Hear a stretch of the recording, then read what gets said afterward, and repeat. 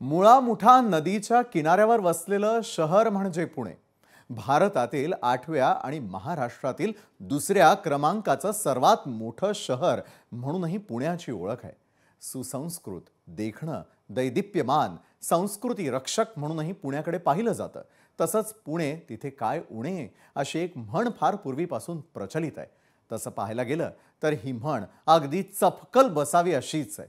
1976 मध्ये जेव्हा जोशी अभ्यंकर हत्याकांड समोर आलं तेव्हा विद्यानगरी म्हणून पुण्याची ओळख बदलते की काय अशी भीतीच सर्वांच्या मनात घर करू लागली. त्याला कारणही तसंच होतं, कारण लोकांनी कधी विचारही केला नसेल असं भयंकर हत्याकांड आणि गुन्हे याच काळात घडले. मात्र सध्या तशीच काहीशी परिस्थिती पुन्हा एकदा पुण्यात पाहायला मिळतेय.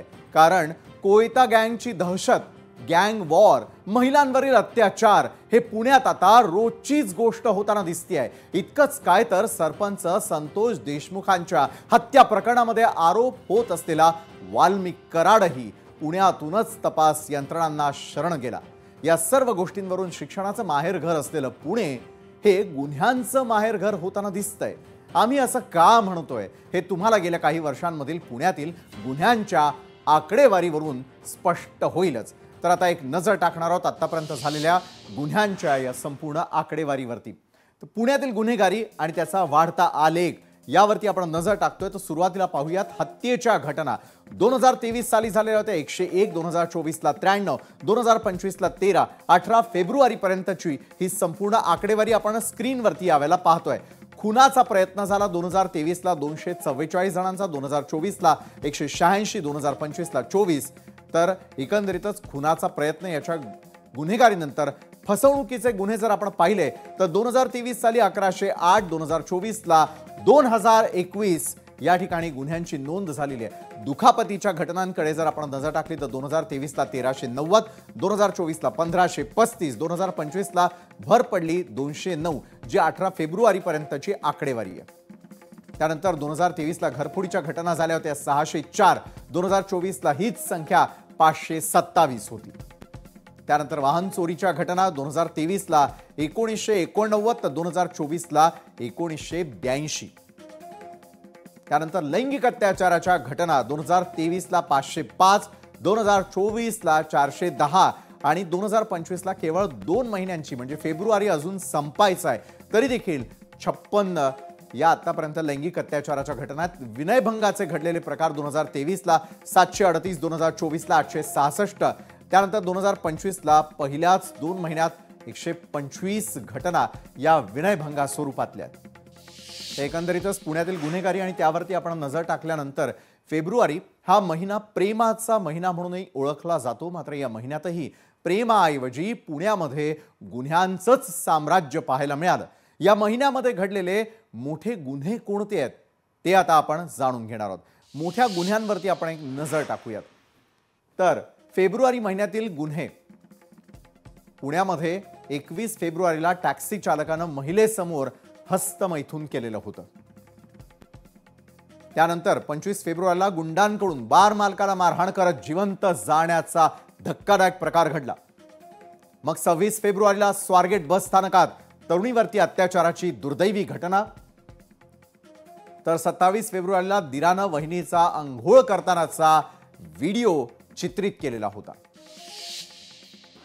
केवळ फेब्रुवारी महिन्यामध्ये नेमकं काय घडलेलं होतं त्याचा तर आपण या ठिकाणी आढावा घेतलेला आहे. मात्र याच विषयावरती अधिक चर्चा करण्यासाठी आज आपल्या सोबत आहेत शरद पवारांच्या राष्ट्रवादीचे नेते प्रशांत जगताप, शिवसेनेचे प्रवक्ते अरुण सावंत, माजी पोलीस अधिकारी धनराज वंजारी, सामाजिक कार्यकर्त्या तृप्ती देसाई आणि अभिनेता पुष्कर जोगई आपल्यासोबत या चर्चासत्रामध्ये जोडले गेलेले आहेत. मात्र सुरुवात अर्थातच तृप्ती देसाई मी आज आपल्यापासून करणार आहे. त्याला कारण असं आहे की सकाळच्या वेळेला संपूर्ण आढावा घेण्यासाठी आपण त्या ठिकाणी गेलात. पोलिसांनी त्यानंतर ताब्यात घेतलेलं होतं. एकंदरीत पुण्यातली कायदा सुव्यवस्था आणि त्यानंतर आवाज उंचावल्यावरती नेमकं काय घडलं तुमच्यासोबत तृप्ती देसाई? स्वारगेटला बस स्थानकामध्ये आम्ही जेव्हा गेलो हा 50 तासानंतर सुद्धा आरोपी सापडत नाही म्हणून पोलिसांना जाब विचारायला गेलेलो होतो. तेव्हा आम्हाला समजलं की गृहराज्यमंत्री योगेश कदम येणार आहेत. योगेश कदम जेव्हा आले तेव्हा त्यांची गाडी अडवण्याचा आम्ही प्रयत्न केला, कारण बर. त्यांना जाब विचारायचा होता.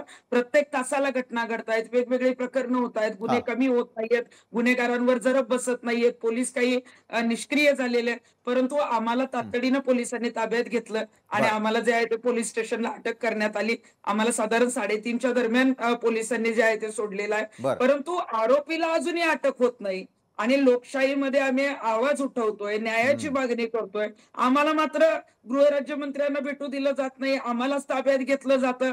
ज्या आरोपी सापडत नाहीत त्यांना 1,00,000चं बक्षीस जाहीर केलं जातं. म्हणजे पोलीस निष्क्रिय आहेत का? पोलिसांना लाखोंचे पगार आहेत. पोलिसांना कसा काय आरोपी सापडत नाही?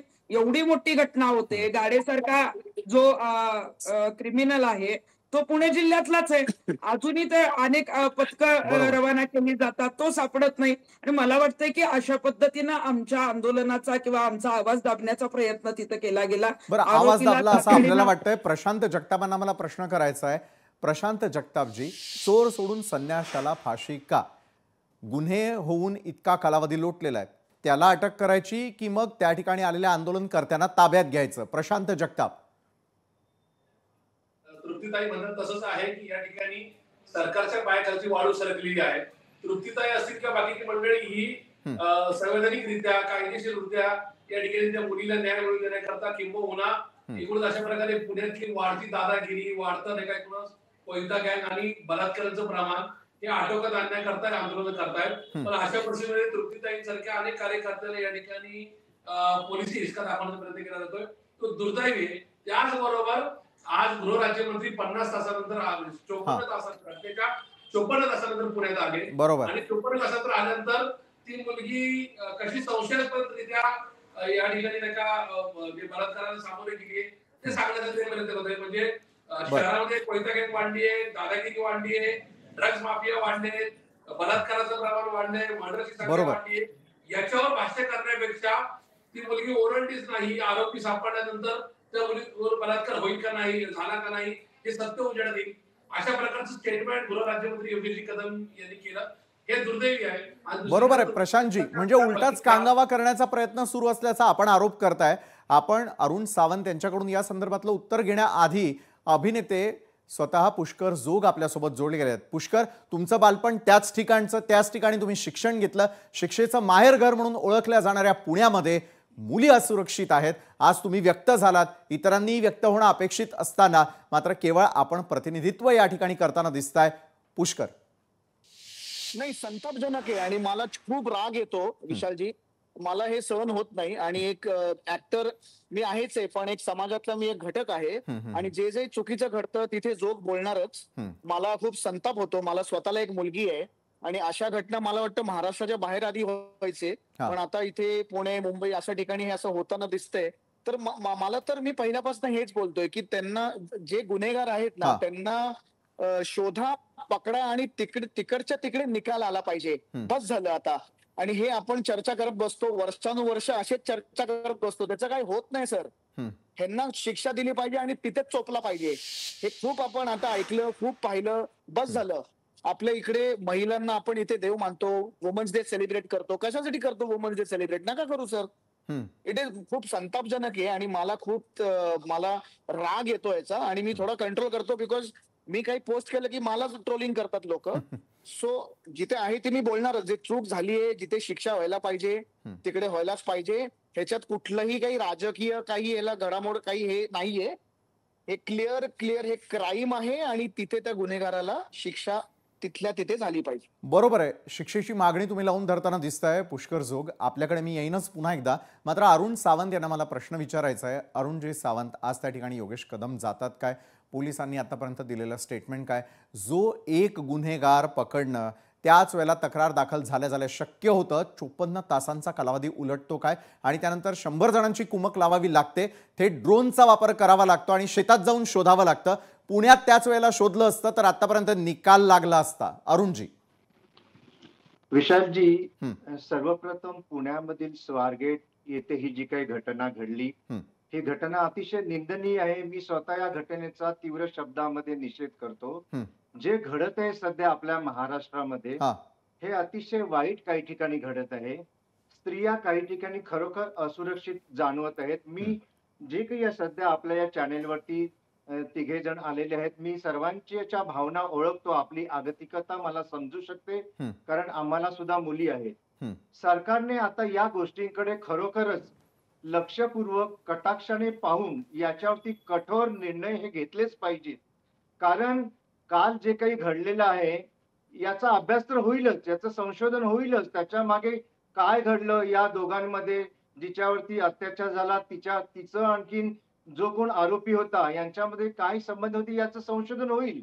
हळूहळू ते कळेलच आपल्याला. परंतु काही गोष्टी आता आपल्याला अभ्यासल्या पाहिजेत. उदाहरणार्थ सध्या प्रत्येक शहरांमध्ये जे काही शहरीकरण होत आहे, बाहेरची लोक येऊन तिथे राहत आहेत, लोकसंख्येचं प्रमाण भरमसाठ वाढत आहे आणि लोकसंख्येमागे पोलीस जे काही आपले आहेत ते खूप कमी पडत आहेत. पोलिसांवरती ताण सुद्धा फार मोठा येत आहे, पडत आहे. या सर्व गोष्टींचा अभ्यास सध्या करणं फार गरजेचं आहे. कारण अशीच घटना जर का एखाद्या मंत्र्याच्या मुलीवर वगैरे घडली तेव्हा काय हे सगळे जागे होणार आहेत का? तेव्हा प्रत्येक सरकारमधील प्रत्येक मंत्र्याने आता या गोष्टीला ही माझ्याच परिवारामध्ये घडलंय असं समजून प्रयत्न केले पाहिजेत. सरकार पूर्णपणे प्रयत्न करते, सरकार झोपलेलं नाहीये हे सुद्धा मी आपणा सर्वांना ठासून सांगेन. परंतु आपण कुठेतरी कमी पडत आहोत हे मात्र आपल्याला जाणवायला लागलं आहे आणि सरकारने अजून कठोर भूमिका घेऊन पोलीस दलामध्ये आणखीन बदल करून पोलिसांची जी काही संख्याबळ आहे ते संख्याबळ कसं वाढवता येईल. आता आपणास एक मी सांगतो की जागतिक स्तरावरती साधारणतः 200 लोकांमागे एक पोलीस असला पाहिजे असं प्रमाण आहे. आपल्या महाराष्ट्रामध्ये 350 लोकांमध्ये मागे एक पोलीस असावा असं एक प्रमाण ठरवलेलं आहे. परंतु अनेक ठिकाणचे जेव्हा आपण अभ्यास करतो तेव्हा असं आढळते सध्या महाराष्ट्रामध्ये की 1000 लोकांमागे एक पोलीस सध्या आपल्याला जाणवत आहे. हे मी केलेला अभ्यास, मला कदाचित त्याच्यात मागे पुढे होऊ शकतो. तर हे जे काही प्रत्येक लोकांमागे पोलिसांचं जे प्रमाण आहे ते वाढवलं गेलं पाहिजे. कारण लोकसंख्या भरमसाठ वाढलेली, मुंबई म्हणा, पुणे म्हणा, नाशिक म्हणा, ही जी मोठी शहर आहेत या शहरांमध्ये बाहेरून लोक नोकरी धंद्यासाठी येत असतात. ते कुठून येतात, त्यांची पार्श्वभूमी काय आहे, काहीच पत्ता नाहीये. या सगळ्या गोष्टींचा सरकार विचार करते, परंतु अजून तेजीने हा विचार झाला पाहिजे. बरोबर आहे. विचारापेक्षा आता अपेक्षा आहे ती म्हणजे त्या ठिकाणी होणाऱ्या कारवाई संदर्भातली. आपल्याबरोबर माजी पोलीस अधिकारी धनराज वंजारी आहेत. मी आपल्याकडे येण्याआधी पुष्कर जोग आपल्याबरोबर काही क्षणांसाठी जोडले गेले आहेत. मी आपल्याकडे पुन्हा एकदा येतो. आता मगाशी जे आपण कारण ऐकलं किंवा पुरेसं संख्याबळ पोलिसांचं नसणं, रोखलं कुणी आहे, थांबवलं कुणी आहे आणि त्यावरती मग ऍक्शन होताना का दिसून येत नाही? केवळ आपण अभ्यास करायचा का? त्याची पूर्तता कधी करणार? पुष्कर जोग. पोलिसांना सर तुम्ही किती ब्लेम करणार ना, आणि पोलीस किती करणार? त्यांना सगळ्यांना माहिती आहे की त्यांचे हात बांधलेले असतात, वर्ण ऑर्डर्स असतात, काय सगळ्यांना माहिती आहे. माझा मुद्दा तो नाही सर. माझा मुद्दा हा आहे की निकाल कधी लागणार, म्हणजे हे थांबणार कधी? आपण ह्या चर्चा सगळ्या आहे आपण हे करतो, त्यांनी काही होत नाही. चर्चा करून काही होत नाही सर. तिथे आचरणात आणलं पाहिजे. तिथे शिक्षा. आता तुम्ही हे दुबई किंवा अबुधाबी किंवा कुठल्या अरब देशांमध्ये असं घडतं का? तिथे महिला किती सेफ आहेत, का सेफ आहेत, रूल्स नियम हे सगळे कधी इथे आपण आणणार? कधी इथे आचरणात कधी येणार ते रूल्स सगळे? म्हणजे आपल्या मला कळत नाही सर. आपण म्हणजे काय, आणि पोलिसांवर ब्लेम, ह्याच्यावर ब्लेम, तसं त्यांनी काही होणार नाही. ही जी वैचारिक घाण आहे ना, जी काही इतर विकृत माणसांमध्ये आहे, त्यांना सर शिक्षा कठोर झाल्याशिवाय ते सुधारणार नाहीत किंवा इतर लोक घाबरणार नाहीत. नाहीतर सगळं असंच चालत राहील. आपण पुढचे 10 वर्ष असेच चर्चा करत राहू, काही होणार नाही त्याचं. नक्कीच पुष्कर, आपल्या चेहऱ्यावरनं, आपल्या डोळ्यातून ही उद्विग्नता स्पष्टपणे दिसते. तुम्ही एका प्रीमियरसाठी आलेला आहात, मात्र तरीही आमच्याबरोबर जोडला गेलात त्यासाठी खूप खूप धन्यवाद आपले. माजी पोलीस अधिकारी धनराज वंजारी यांच्याकडे मी जाईन यावेळेला. धनराज वंजारी सर, आपण पोलिसांचं खातं, पोलिसांची संख्या यावरती अनेकदा चर्चा करतो, मात्र अत्याचारासंदर्भातल्या, गुन्हेगारी संदर्भातल्या घटना काही कमी होताना दिसून येत नाही. पुण्यातलं हे प्रातिनिधिक उदाहरण आपण समजूयात की आम्ही ज्या प्रकारची आकडेवारी दाखवली 2023, 24 आणि 25 नेमकं काय घडलेलं आहे. गुन्हेगारी पार्श्वभूमी असलेले लोक मुकाटपणे फिरताना दिसतात. सर्वसामान्य महिला त्यानंतर लहान मुलं किंवा तुमच्या गाड्या घोड्या सगळंच असुरक्षित झालेलं आहे. मग दात कुणाकडे मागायची? धनराज वंजारी सर. या मुद्द्यावर मी थोडस एक वेगळं मत मांडू इच्छितो. मुकी Please. कोणी हा काय या न्यायाने सगळेजण पोलिसांवर मारझोड करत आहेत. ठीक आहे, त्याच्यावर मी येतोय, पण त्याच्या आधी मला एक अतिशय महत्वाचा मुद्दा या ठिकाणी मांडायचा आहे. MSRTC आणि राज्य परिवहन मंत्र्यांची काही वक्तव्य मी आज ऐकली तुमच्या चॅनलवर. त्या ठिकाणी अशा परिस्थितीत आपण डेपो मॅनेज करतो, त्याची लाज वाटावी अशी आजची बातमी आहे. 23 सुरक्षा रक्षक तुम्ही डेपो मधले निलंबित केलेले आहेत. म्हणजे आतापर्यंत MSRTCचा अध्यक्ष. बरं धनराज वंजारी सर, मी आपल्याला थोडं थांबवतो कारण आपल्या बॅकग्राऊंडचा आवाज हा प्रचंड प्रमाणामध्ये येतोय. आपला आवाज आमच्यापर्यंत पोहोचत नाहीये. तत्पूर्वी तृप्ती देसाई मी आपल्याकडे येईल. तृप्तीजी, महिलांनीच आपल्या स्वतःच्या सुरक्षेची काळजी घ्यावी असं ठासून सांगण्याची वेळ येते ज्या वेळेला त्या समाजामध्ये वावरत असताना सुरक्षित नसल्याचं दिसून येतं. मात्र गुन्हेगारी पार्श्वभूमी असलेले लोक मोकाटपणे फिरताना दिसत आहे. यावेळेला तर थेट राजकीय कनेक्शन असल्याचे दावे प्रतिदावे देखील विरोधकांकडून सातत्यानं करण्यात आलेले होते. मग अशांना नेमका चाप कधी बसणार, त्यांना आपण पकडणार कधी आणि त्यांच्यावरती कारवाई कधी करणार? तृप्तीजी. कुठलाही जातीचा नसतो, त्याला कुठलाही पॉलिटिकल बॅकग्राऊंड जरी असेल तरी राजकीय लोकांनी त्यांना पाठीशी अजिबात घालता कामा नये. आणि सगळ्यात महत्वाचं म्हणजे आरोपीला अटक झाल्यानंतर आपण फास्ट ट्रॅक कोर्टामध्ये अशी प्रकरणं जातात. फास्ट ट्रॅक कोर्टामध्ये जर आपण बघितलं तर अनेक वर्ष ही प्रकरणं चालतात. 2012चा आपण जर बसमध्ये जो अत्याचार झालेला होता ते फास्ट ट्रॅक कोर्टातलं प्रकरण 2018-19ला त्याचा निर्णय झाला. अजूनही आपण बघतोय की जे नगरला प्रकरण कोपर्डीचं घडलेलं होतं त्याच्यामध्ये अजूनही कितीतरी दिरंगाई होतीये. म्हणून कुठलंही प्रकरण फास्ट ट्रॅक कोर्टामध्ये गेलं, आरोपी अटक झाला तर 6 महिन्याच्या आत सुप्रीम कोर्टाचे निर्णय, सुप्रीम कोर्टाचा सगळ्यात शेवटचा निर्णय, ते सगळे निर्णय 6 महिन्याच्या आत आले पाहिजेत आणि आरोपींना जी काही योग्य शिक्षा आहे ती झाली पाहिजे तर गुन्हेगारांना जरब बसेल. सगळ्यात महत्वाचं म्हणजे पोलीस जर सक्रिय राहिले तर गुन्हेगारांना जरब बसेल. पोलीस पूर्णपणे निष्क्रिय आहे. पोलीस आपण बघतोय की पुण्यामध्ये तर कोयता गँग कुठं कमी व्हायला तयार नाही. दररोज वेगवेगळ्या ठिकाणी निरपराध लोकांच्या गाड्या जाळल्या जात आहेत. अनेक वेगवेगळ्या अत्याचाराच्या घटना होत आहेत. अनेक ठिकाणी जबरी चोरीच्या घटना होत आहेत. कमी काहीच होत नाहीये.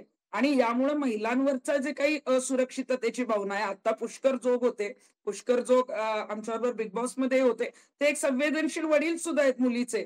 आज मला काही अभिनेत्री ज्या माझ्या मैत्रिणी त्यांचेही फोन आले, तृप्तीताई आता काय करायचं, आपण तर पुण्यात राहतो, आपण आपल्या मुलींना कसं पाठवायचं, आता भीती वाटायला लागलीये. माझ्याकडे सर्वसामान्य महिलांचे फोन आले की आता आम्हाला फार भीती वाटायला लागलीये, काहीतरी केलं पाहिजे, उद्या आपल्या घरावर ही वेळ येऊ शकते. म्हणजे एवढं भीतीचं वातावरण. पुणे जिथं विद्येचं माहेरघर म्हटलं जातं, जिथं सुरक्षित मानलं जातं, तिथं आज असुरक्षिततेची भावना प्रत्येक वडिलांना आहे, प्रत्येक आईला आहे आणि प्रत्येक लहान मुलीला आहे की आपण न घाबरता जातोय, धाडसी होऊन सगळीकडे जातोय, जॉब करतोय, कॉलेजला जातोय, परंतु आपली जर काळजीच घेतली जात नसेल, आपली जर सुरक्षा सरकार घेत नसेल तर नेमकं काय करायचं? कारण आपण जर बघितलं तर स्वारगेट बस स्थानकात जे आहेत ते सीसीटीव्ही होते, पण सुरक्षा रक्षक जे आहे तिथं जर ऑपरेटर असता तर त्या सुरक्षा ऑपरेटरने जर कुठल्या सीसीटीव्ही मध्ये काय चाललंय हे एका टीव्हीवर बघितलं असतं तर ही घटना घडलीच नसती. नुसते सीसीटीव्ही लावायचे का?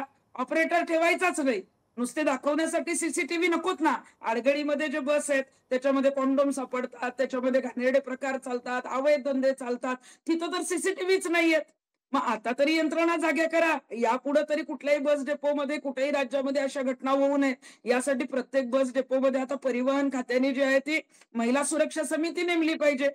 गृहमंत्र्यांनी सुद्धा प्रत्येक डेपोमध्ये रात्री पोलिसांनी गस्त घातली पाहिजे असे जे आहे ते आदेश देणं गरजेचं आहे. बरोबर आहे. तृप्तीताई, या आदेशांचं पालन मात्र पोलिसांना करावं लागणार का? अरुण सावंतजी अगदी थोडक्यात.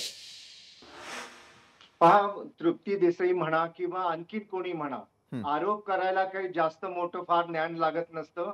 एका सेकंदात त्यांनी पोलिसांना निष्क्रिय करून टाकलं. पोलीस जर खातं या महाराष्ट्र राज्याचं जर निष्क्रिय असतं तर तृप्तीताई आणि इतर महिला ताई आमच्या जगात त्या एवढ्या आरामात रात्री 2-2 वाजेपर्यंत फिरू शकल्या नसत्या. किंवा पोलिसांवरती आरोप तुम्ही एवढा सहजासहजी करू शकत नाही. जे घडलं ते वाईट घडलेलं आहे, त्याच्यावरती त्याचं निराकरण हे झालंच पाहिजे. सीसीटीव्ही म्हणा किंवा इतर गोष्टी म्हणा. सीसीटीव्ही सुद्धा आपल्या महाराष्ट्र सरकारने अनेक ठिकाणी लावलेत, परंतु सीसीटीव्ही मध्ये काही सगळ्याच गोष्टी कव्हर होतात असं सुद्धा तृप्तीताई नसतं. परंतु तेथील जो काय तो डेपो होता, त्या डेपो मधील या बसेस मध्येच का उभ्या होत्या, त्या बसेस जर मध्येच बंद होत्या तर त्या उघड्या का ठेवल्या होत्या, या सगळ्या गोष्टींची चौकशी झालीच पाहिजे आणि ती होणार सुद्धा. उगीच राजकारण्यांना मध्ये ओढून तुम्ही प्रत्येक वेळेस राजकारणी हा चोरच असतो हे भासवण्याचा प्रयत्न करून ही चर्चा वेगळ्या दिशेला नेऊ नका. नाही, राजकारणाचा संबंध नाही, मी पोलिसांविषयी बोलते. आपण म्हणताय ना पोलीस निष्क्रिय नाहीये, तर पोलीस सक्रिय जर आहेत ना तर आतापर्यंत त्यांनी आरोपीला पकडायला पाहिजे होतं. त्यांना अजून आरोपीला 2 महिने पकडण्याचे कुठला पूर्ण अन्याय प्रयत्न सापडत नाही. सुरू आहेत. आरोपी म्हणजे काय तिथे वाल्मिकी उभा राहिला कराड नाहीये. बातम्या येतात. आरोपी ऐका, आरोपीने त्याचं कृत्य करून तिथे उभा राहिला नाहीये तो. बरं, वादापेक्षा आपण संवादाकडे जाऊया. धनराज वंजारी सर बोलू इच्छितात. धनराज वंजारी सर, आरोप करता तुम्ही. काहीतरी हा, गोष्टी आता- समोर असल्याशिवाय आम्ही नाही थोडा विरोध आता माझा करणार. आवाज येतो का? येतो आपला आवाज, बोला सर. विशाल, माझा आवाज येतोय का? आपला आवाज येतोय. धनराज वंजारी सर, आपण बोलू शकता. हा, माझं जरा नीट ऐकून घ्या. मला पहिल्या सेक्टर मध्ये बोलता आलेलं नाहीये. या ठिकाणी MSRTC आणि तुमचे परिवहन मंत्री यांची वक्तव्य मी ऐकत होतो हा. की आम्ही सीसीटीव्ही कॅमेरे बसवणार. अरे, सीसीटीव्ही कॅमेरे बसवण्याचा निर्णय हा निर्भया केसमध्ये वर्मा कमिटीने दिलेला आहे सुप्रीम कोर्टाच्या ऑर्डर प्रमाणे. आतापर्यंत कोणी तुम्हाला बांधलं होतं सीसीटीव्ही ठेवू नका म्हणून? आपण जेव्हा एकच बोट आणि तेही फक्त पोलिसांवर उगारतो तेव्हा लक्षात घ्या 4 बोट तुमच्याकडे येतात. त्यातलं अजून एक बोट मी सांगतो की त्या ठिकाणी आज तुम्ही 23 सुरक्षा रक्षक निलंबित केले. एकाच दिवसात 23 सुरक्षा रक्षक निलंबित केले. इतके दिवस अध्यक्ष, उपाध्यक्ष, मॅनेजिंग डायरेक्टर आणि 17 डायरेक्टर आहे. त्याच्यामध्ये 5 IAS ऑफिसर आहे राज्यातले आणि 2 केंद्रातले IAS ऑफिसर आहे. झोपा काढता काय? काय तुमच्या बस डेपोची हालत आहे? कोण जबाबदार आहे त्या बस मध्ये अशी कंडिशन निर्माण करायला की त्या ठिकाणी दारूच्या रिकाम्या बाटल्या सापडतात, त्या ठिकाणी कंडोमचे पॅकेट सापडतात, त्या ठिकाणी एका महिलेवर बलात्कार होतो. अशी जागा तुम्ही जर मेंटेन करत असाल, त्याच्यावर प्रॉपर इन्व्हेस्टिगेशन, प्रॉपर सुपरविजन जर त्या डायरेक्टर आणि IAS लोकांचं नसेल तर कशासाठी नुसतं पगार खायला ते लोक ठेवले आहेत का? म्हणजे मंत्री काय करतात, IAS अधिकारी काय करतात आणि अशी जागा तिथं सराईत गुन्हेगार हा गुन्हा करतो. ऍक्ट ऑफ ओमिशन BNS च्या कलम 63 प्रमाणे गुन्हा आहे. त्यांना ही यामध्ये सह आरोपी केले गेले पाहिजे. ही माझी पहिली मागणी आहे. राहता राहता प्रश्न राहिला पोलिसांचा. विशाल, एक लक्षात घे, हा आरोपी जामिनावर आहे. जामिनावर असलेल्या आरोपीला ज्या लोकल पोलीस स्टेशनच्या हद्दीमध्ये त्याचं घर असतं त्या पोलीस स्टेशननी पाळ ठेवायचे असते, सर्वेलन्स करायचा असतो, त्याची हजेरी पोलीस स्टेशनला लावायची असते, किंबहुना आठवड्या 15 दिवसाला जाऊन चेकिंग करायचं असतं की तो कुठे आहे, काय आहे, त्याचे वेअर अबाउट, अँटीसिडंट ज्याला आम्ही म्हणतो कायद्यात, ते बघायचे असतात. ते का बघितले गेले नाही? इथे आमचे पोलीस निष्क्रिय आहेत. आता पोलिसांची निष्क्रियता जर तुम्हाला बोट ठेवून बोलायची असेल तर ती कायद्यावर बोट ठेवून बोलावं लागेल. आमच्याकडे नियम आहेत, नियमावली आहेत, IPC आहे, CRPC आहे, सगळं आहे. अहो, पण त्याचा प्रॉपर वापर होत नसेल, त्याची प्रॉपर अंमलबजावणी होत नसेल, अगदी पोरसे पासून तर तू तर अगदी विशाल तुझ्या चॅनलवर आज संपूर्ण पाढा वाचला पुण्याच्या गुन्हेगारीचा. काय चालू आहे? ज्या गृहमंत्र्यांनी 8-8.5 वर्षाहून अधिक काळ गृहमंत्री पद सांभाळलं, त्या गृहमंत्र्याला आपल्या पोलीस खात्यात काम करणारं जिल्ह्याचं कमिशनर असो, मोठ्या शहराचं, आणि सगळे जे नेतृत्व आहे ते नेतृत्व कणाहीन करण्यात स्वारस्य आहे. त्या नेतृत्वाने आज आपला कणा दाखवायची गरज आहे. बरोबर, आणि ते दाखवतात का यावरती आपलं लक्ष असेलच धनराज वंजारी सर. मात्र प्रशांतजी, आपल्याकडे मी येईल यावेळेला. प्रशांतजी, गुन्हेगारी पार्श्वभूमी असलेला व्यक्ती स्वारगेट परिसरात फिरतो काय, गुन्हे घडवतो काय, हाच एक गुन्हा नव्हे तर अशा प्रकारचे अनेक गुन्हे त्याच्यावरती असताना देखील त्याच्यावरती नजर का ठेवण्यात आली नाही? मोकाटपणे तो कसा काय फिरतो? बरं, गुन्हा केल्यानंतरही तो अजूनही मोकाटच असल्याचं आपल्याला पाहायला मिळतं. चिडचिड होते या सगळ्या गोष्टी पाहिल्यानंतर. प्रशांतजी. मी या ठिकाणी जबाबदारी सांगू इच्छितो. मी असेल, तृप्तीताई असतील किंवा पुण्यातले अनेक सामाजिक राजकीय कार्यकर्ते तुम्हाला खात्रीपूर्वक येणाऱ्या काही दिवसामध्ये मागच्या काही घटनांमधले म्हणजे वेगवेगळे उत्सव झालेत किंवा निवडणुका झाल्यात, याच्यातले नाही का एकूण सोशल प्लॅटफॉर्मवरचे नाही का प्रोफाईल्स, त्याच्यात झालेल्या पोस्ट, राजकीय बोर्ड जे का चौकामध्ये जातात, त्याच्यात मी तुम्हाला दाखवू शकतो की पुण्यामध्ये तडीपारी झालेले, मोक्यातून बाहेर सुटलेले किंबहुना गंभीर गुन्हे दाखल असलेले खूप सारे गुन्हेगार हे राजकीय बोर्ड्सवर दिसतात. पोलीस कर्तव्य लक्ष आहेत का? आम्ही 100% होतो पोलीस कर्तव्य लक्ष आहेत, पण पोलिसांच्या एकूणच खात्यामध्ये आता राजकीय हस्तक्षेप वाढलाय. सरकारी नाही का एकूणच नाही का पक्षाची जी मंडळी या ठिकाणी कामकाज करतायत ते गुन्हेगार असू किंवा काय असू त्यांना अभय दिलं जात आहे. त्याच्यामुळे पुण्यामध्ये पोषण प्रकरण घडतं, पुण्यामध्ये कोयता गँग सक्रिय होतात, पुण्यामध्ये हॉटेल चालकांना जाळून मारण्यापर्यंतच्या घटना घडतात. किंबहुना या ठिकाणी मागच्या 50 तासाचं उदाहरण झालं तर आता साधारणतः 64 तास झाले हा आरोपी सापडत नाही. पण ह्या आरोपी सापडत असताना एक कॅब चालक एका महिलेवर या ठिकाणी अत्याचार करण्याचा प्रयत्न करतो. दुसरीकडं ज्या स्वारगेट पोलीस ठाण्यामध्ये प्रचंड पोलीस बंदोबस्त आहे बलात्काराच्या घटनेनंतर, तिथे एका महिला कंडक्टरची पोलिसांच्या साक्षीने पोलिसांच्या डोळ्यात देखत परत पडवली जाते आणि या ठिकाणी कात्रजसारख्या एका परिसरामध्ये हॉटेल चालकांना मारण्याचा प्रयत्न केला जातो, ते गाड्या जाळल्या जातात. म्हणजे पुण्याची एकूणच जी काय कायदा सुव्यवस्था ती बिघडलेली आहे आणि त्याच्या मागे राजकीय हस्तक्षेप. आमदार असतील, खासदार असतील, यांना निवडणुका जिंकण्यामध्ये इंटरेस्ट आहे. त्याच्यामुळं एखादा भाई, एखादा मोठा गुंड त्या परिसरामध्ये वर्चस्व दाखवतोय, त्याला जर बरोबर घेतलं तर आपली निवडणूक सोपी जाईल आणि ते त्यांची निवडणूक सोपी करण्यामध्ये पुण्यामध्ये गुन्हेगारी वाढते हे सत्य आहे. आणि राहिला विषय मी अरुणजीला सांगू इच्छितो, मी किंवा तृप्तीताई आम्ही जगासमोर सांगतो की पुण्यातलं किंवा महाराष्ट्रातलं पोलिसांना अत्यंत कर्तव्यदक्ष आहे, पण ते आता राजकीय हस्तक्षेप असल्यामुळे या ठिकाणी त्यांना हा दत्तात्रय जो काही आरोपी आहे तो सापडत आहे. आणि दुसरीकडे मात्र राज्यातले एका माजी मंत्री ज्या विद्यमान आमदार आहेत त्यांचा मुलगा मात्र या ठिकाणी बँकॉकला गेल्यानंतर त्याला 4 तासामध्ये त्याचं विमान श्रीलंकेच्या हद्दीतून परत पुण्यामध्ये आणण्यामध्ये यश मिळतं. त्याला एअरपोर्टला घ्यायला डायरेक्ट जे काही प्रायव्हेट प्लेन आहे त्याच्या एकूणच स्टेअरकेस पाशी पोलिसांच्या गाड्या जातात आणि त्या ठिकाणी अरुणजी हीच तत्परता आपल्याला पाहायला मिळेल का गुन्हेगारांना गजाआड करण्यासाठी?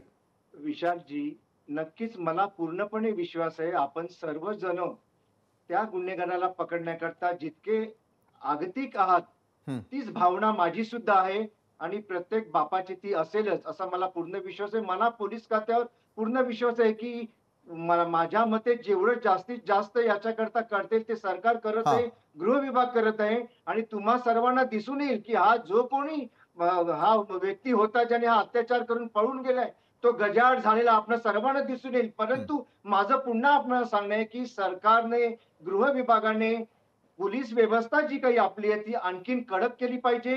पोलिसांबद्दल जे आरोपी असतात किंवा गुन्हेगार असतात त्यांच्या मनामध्ये दहशत निर्माण झाली पाहिजे. गुन्हेगारांशी कधीच पोलिसांच्या कोणत्याही अधिकाऱ्याने हात मिळवणी किंवा हस्तांदोलन कधीच केलं नाही पाहिजे, या भूमिकेचा मी आहे. बरोबर आहे, आपण यावेळेला ग्वाही देताना दिसताय. मात्र धनराज वंजारी सर, मी आपल्याकडे येईल जाता जाता. धनराज वंजारी सर, अशा प्रकारच्या केसेस यापूर्वी आपण अनेकदा पाहिलेल्या असतील, पोलीस डिपार्टमेंटनं हाताळलेल्या असतील. मात्र आत्ता काय करणं गरजेचं आहे, कारण ऊसाच्या शेतामध्ये जाऊन शोधणं तर तो त्या ठिकाणी गुन्हेगार केवळ लपून बसणार का, तोही वाट पाहत बसणार नाही. आत्तापर्यंत तो कुठे गेलेला असेल याचा तपास लागायला हवा होता. 100 अधिकारी आणि त्या ठिकाणी असलेले ड्रोन शेताच्या आजूबाजूच्या परिसरामध्ये फक्त पाहणी करताना दिसून आले. त्यापेक्षा तो कुठल्या मार्गाने पळून जाऊ शकतो यावरती आपण कधी नजर ठेवणार? काही टिप्स तुम्ही पोलिसांना देणार आहात का? धनराज सर. विशाल, मी तुझ्या चॅनलवर क्षमा मागून बोलतो. 35 वर्ष या डिपार्टमेंटमध्ये काम केलं, पण अशा प्रकारचं बिथरलेलं पोलिसांचं डोकं मी आयुष्यात बघितलं नाही. एवढे कन्फ्यूज आहे, संभ्रमावस्थेत आहे माझे पोलीस अधिकारी. मी परमेश्वराकडे करुणा मागतो की त्यांना सद्बुद्धी दे. अरे ते ड्रोन असो, काही असो, काय करताय? सगळ्यात महत्वाचं तर माझ्या मनाला लागलेली गोष्ट आहे की अशा आरोपीला तुम्ही 1 लाखाचं बक्षीस ठेवलं. कोणाचं सुपीक डोकं आहे हे?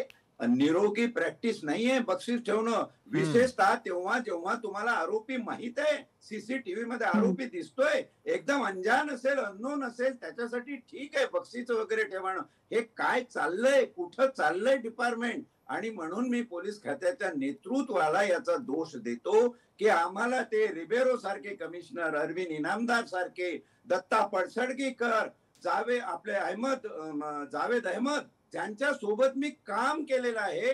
अरे एक वचक पाहिजे, ताठ कणा पाहिजे, तो राजकारण्यांनी राहू दिला नाही. राजकीय स्वार्थासाठी पोलीस डिपार्टमेंटचा वापर करून जनतेच्या सुरक्षेकडे दुर्लक्ष झालेलं आहे. आंधळी आणि मुकी जनता ज्या राज्यात राहते तिथे राजकारणी आंधळे धरतात आणि सगळे राजकारणातले कुत्रे पीठ खातात. बीड पासून, पुण्यापासून मुंबईच्या हिरेन मनसुख पर्यंतची प्रकरणं, धदांग पुरावा या गोष्टीचा. कोणीतरी हे डोळे उघडून यांच्याशी वार्तालाप अरुणजी, डोळे उघडणार का? नुसतं पोकळ चर्चा करून उपयोग नाही. विशालजी, धनराज वंजारी असतील मोठे पोलीस अधिकारी, परंतु त्यांनी ज्याप्रमाणे वक्तव्य केलेली आहेत आणि अविश्वास या सरकारवर आणि पोलीस डिपार्टमेंटवर दाखवलेला आहे आणि ज्या शब्दांचा वापर केलेला आहे, मी निषेध करतो त्यांचा, या शब्दांचा. आणि मी आपणास ग्वाही देतो की हे राज्य सरकार हा जो कोणी असेल अपराधी, या अपराधीला दंड दिल्याशिवाय थांबणार नाही आणि आपणास काही तासातच तो गजाआड झालेला दिसून येईल. एवढं निष्क्रिय हे सरकार नाहीये किंवा गृह खातं नाहीये. आपण अधिकारी आता रिटायर झाल्यानंतर बोलत आहात. तुम्ही जेव्हा नोकरीत होता तेव्हा हिंमत दाखवली होती का असं बोलायची? अजिबात माझ्या पोलिसांना दोष दिला नाही. तुम्ही दोष दिलात, आता परत शब्द मागे घेता आपले. धरतय, कुत्र पीठ खातय, ही परिस्थिती राजकारणात आहे. अशी काही परिस्थिती नाहीये, अशी कोणतीही परिस्थिती नाहीये. आपण आपले शब्द मागे घ्या. मी आधीच क्षमा मागून बोललेलो आहे विशालला त्याच्या चॅनलवर. क्षमा मागून तुम्ही वाटेल ते बोलू शकत नाही. वंजारीजी, क्षमा मागून तुम्ही वाटेल ते बोलू शकत खरोखर नाही. पुण्यामध्ये चाललंय काय, पुणे तिथे आणखी किती गुन्हे, या प्रश्नाचं उत्तर शोधावं लागेल.